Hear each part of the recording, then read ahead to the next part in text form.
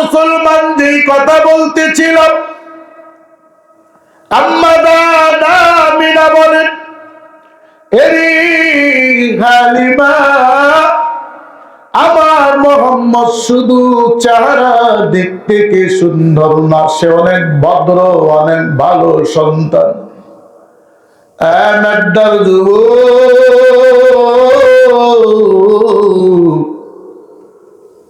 তাকায় দেখো এলাকায় কত যুবক আছে যার মা বাবা দুজন জমিন থেকে বিদায়।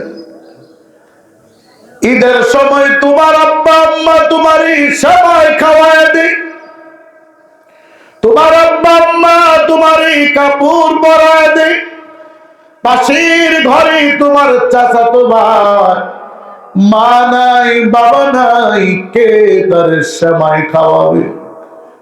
ঘরের দরওয়াজা লাগাইয়া চোখের পানি ছেড়ে মালিকের দরবারে কাঁদে, এ মালিক,